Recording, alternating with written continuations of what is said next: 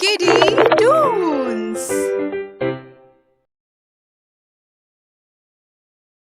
सौतेली माँ।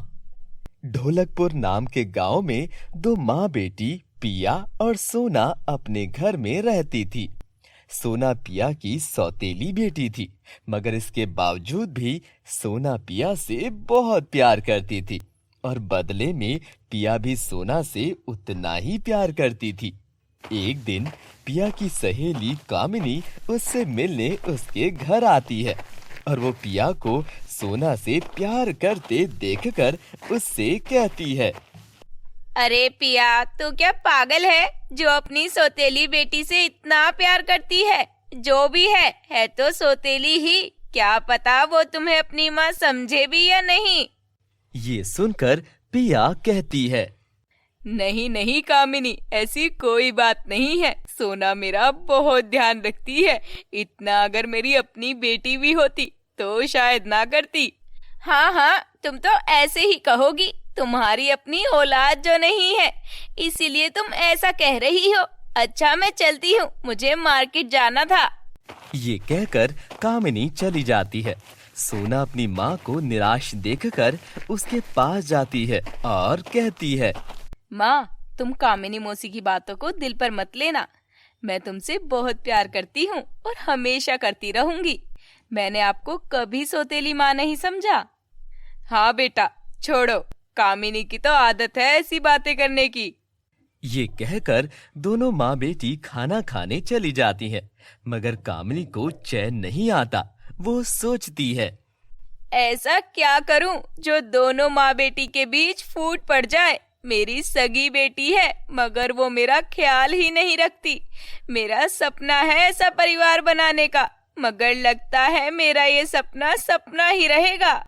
कामिनी खुद से बातें कर रही होती है कि इतने में उसकी बेटी कावेरी आ जाती है और कहती है, अरे तुम यहाँ बैठी हो, मुझे बहुत भूख लगी है। जल्दी से मुझे कुछ बनाकर खिलाओ प्लीज। कावेरी, तुम अब छोटी नहीं हो, खुद खाना बनाना सीख लो और मुझे भी दिया करो। वो पिया की बेटी देखी है, कितनी संस्कारी लड़की है, अपनी माँ का कितना ख्याल रखती है।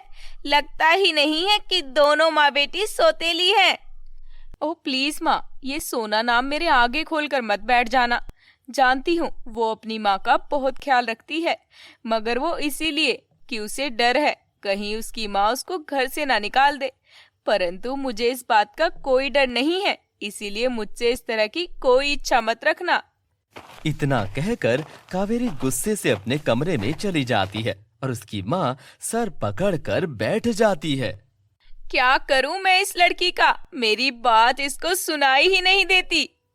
इतने में कावेरी की दादी लाठी टेकते हुए वहां आ जाती है और कामिनी को निराश बैठा देखकर उससे कहती है, कामिनी बेटा, ऐसे हाथ पे हाथ रख कर बैठने से कुछ नहीं होगा। तुम सिर्फ अपना मन साफ कर लो। कावेरी भी तुमसे ऐसे ही प्यार करने लगेगी जैसे सोना पिया से करती है। क्या मतलब है आपकी इस बात का? क्या मेरे अंदर अच्छे संस्कार नहीं है? ये तो तुम अपने आप से पूछो, लेकिन एक बात याद रखना, कर भला तो हो भला। जो मर्जी हो जाए, मगर उन दोनों माँ बेटी में तो मैं फूट डाल कर ही रहूंगी। ये कहकर कामिनी घर से निकलकर जंगल की ओर निकल पड़ती है। चलते चलते उसे जंगल के बीचों बीच एक साधु पेड़ के नीचे बैठे नजर आते हैं। वो जाकर उनके पास बैठ जाती है। क्या बात है बेटी, क्यों निराश भटक रही हो जंगल में? बाबा, मेरी एक दोस्त है पिया, उसका पति मर चुका है। उसकी एक सौतेली बेटी है सोना।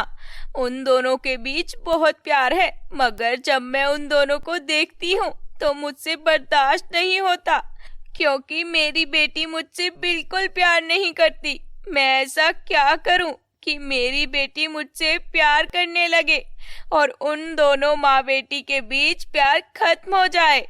ये सुनकर साधु कहता है, तुम एक बेवकूफ लड़की हो जो दूसरों के प्यार से जलती है। तुम्हारी सोच कितनी खराब है, इसीलिए तुम्हारी बेटी तुमसे प्यार नहीं करती। तुम्हें ये श्राप दिया जाता है कि तुम सारी जिंदगी अपनी बेटी के प्यार को तरसोगी। तब तुम जानोगी कि किसी के बारे में बुरा सोचना कितना बड़ा पाप है। साधु की बात सुनकर कामिनी जोर जोर से रोने लगती है और कहती है, अरे अरे साधु बाबा, ऐसा अत्याचार मत करो। मैं क्षमा चाहती हूँ और वचन देती हूँ, मैं आइंदा कभी किसी का बुरा नहीं सोचूंगी। मगर साधु बाबा अदृश्य हो चुके थे और कामिनी वहां बैठे बैठी रोने लगती है। इतने में वहां पिया आ जाती है। वो कामिनी को वहां देखकर भागकर उसकी तरफ आती है और उससे पूछती है, कामिनी, तुम रो क्यों रही हो और तुम यहाँ कैसे आई? पिया मेरी दोस्त, मुझे माफ कर दो, मुझसे बहुत बड़ा पाप होने लगा था। कामिनी, कौन सा पाप और तुम कैसी बातें कर रही हो? मैं तुम्हें ही ढूंढ रही थी। कावेरी का एक्सीडेंट हुआ है, वो तुम्हें घर में ढूंढ रही थी और जब तुम उसे नहीं मिली तो तुम्हें ढूंढने वो घर से बाहर निकली थी कि उसका एक्सीडेंट हो गया।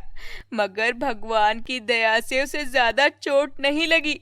जौ के पत्ते तोड़कर बांधने से ठीक हो जाएगी। तुम्हारा बहुत बहुत धन्यवाद पिया, तुमने मेरी आंखें खोल दी। मुझे समझ आ गया कि जो किसी का बुरा नहीं सोचता उनका कोई कुछ नहीं बिगाड़ सकता। मैं वचन देती हूँ कि मैं आइंदा ऐसा नहीं करूँगी और ना कभी किसी का बुरा सोचूंगी। ये कहकर दोनों घर की ओर जाने लगती हैं। दोस्तों, अगर आपको हमारी वीडियो अच्छी लगी हो तो वीडियो को लाइक करें और आने वाली कहानियों के लिए हमारे चैनल को सब्सक्राइब करें। मिलते हैं अगली वीडियो में, तब तक के लिए बाय बाय, गुड बाय।